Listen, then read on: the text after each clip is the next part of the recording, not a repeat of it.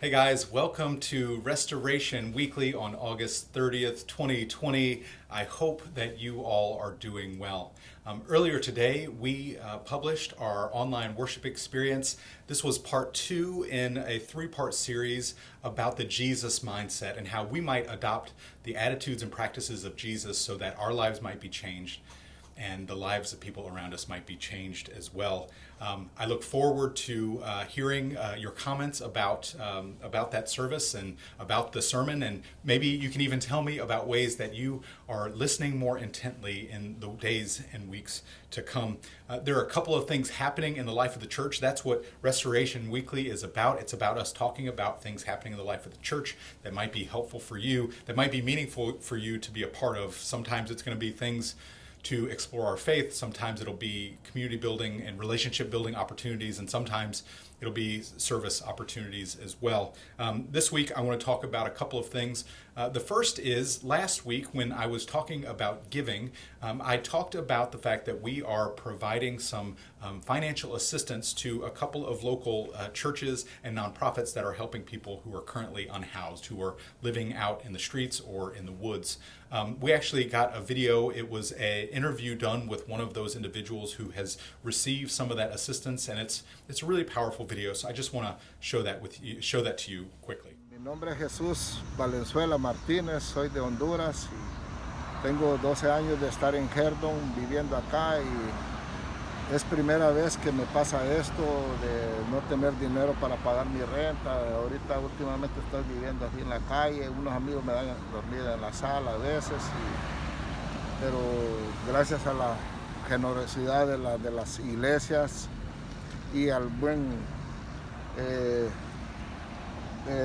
tiempo que ha tenido la señorita Rebeca, también yo les doy gracias a la iglesia y a ella, a todos, por ayudarme en esta pandemia, porque ahorita me da pena decirlo, pero sí, yo he deseado mucho que me ayudaran y todo, pero no hay trabajo, uno tiene que pedir y todo, pero yo, de parte mía, le agradezco mucho y Dios los va a bendecir en todo, a usted y familia y todo. Yo estoy demasiado agradecido por toda esta ayuda que me han brindado y no sé, no tengo palabras ni para explicarme y expresarme mejor. Sí, yo ahorita, la señora me sacó del apartamento y porque yo no tenía el dinero para pagarle, entonces si ella me corrió y unos amigos me daban donde dormir en la sala o si no ahí en el call o así en otros lugares. Pero sí, gracias a Dios todo está pasando bien. Yo estoy muy agradecido con todos los de la iglesia y a todos en general yo les doy las gracias y a todos en general que Dios me los bendiga. Friends, your generosity, your financial giving changes lives. And so for all the ways that you all give to Restoration Church, I want to say thank you. If you would like to learn how to give to Restoration Church so that we can meet our mission and really approach our vision of creating a Christ-centered community that welcomes all people, you can go to restorationloudoun.org/give. The next thing I want to tell you about is something that likely will start on September 20th, and that is Restoration Church Outside. Restoration Church Outside are going to be outdoor gatherings that we have in different parts of the Dulles South region where we can bring each other together, have a short worship service, and then celebrate in Holy Communion. We are going to be putting out a how-to video and a what to expect video and a couple of other promotional videos as well because we want to make sure people understand the safety precautions and kind of what we're approaching and how we're approaching these outdoor gatherings. There will be registration required. There will also be a health authorization form that you'll have to fill out when you come. But that's to make sure that we're all staying safe. We're going to ask people to wear masks and things along those lines as well. But let me just say, I want to say thank you to the team that has been working on developing these. We did a couple of what we would call soft openings in August, and those were really, really powerful and really, really helpful. And so we really are excited. I am excited to bring this community gathering opportunity to those of you who might be ready to do something in person. We know for many of us, we may not feel comfortable being in groups and gathering in groups. That's why we're going to continue doing these online worship experiences. Those are a key part of who we are now. But for those of you who are interested, and for those in our community that might be interested in building community around the Spirit of God, we want to be able to offer that.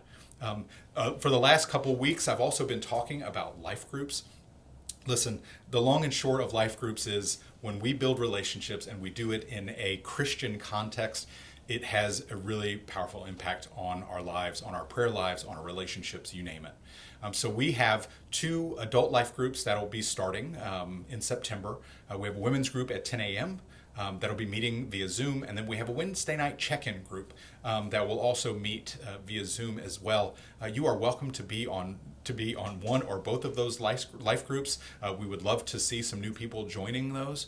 For our students and for our kids, we are still working on our ministries with them. I'll talk a little bit more about our students in just a second, but any way that you can build relationships and do that with Christ at the center, it's going to change your life.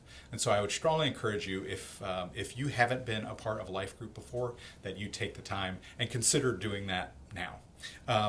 The last thing I want to talk about just really quickly is our student program. So, we have from the beginning of Restoration Church have sought to build relationships with students from 6th to 12th grade. We have a kids ministry coordinator for our elementary age kids, but we have really sought to put some energy and effort into our middle school and high schoolers as well. We actually brought together a handful of students to start talking about what they were interested in the fall, and they have just hit the ground running with some really awesome plans. So there's one thing that you all can do that would be very, very helpful.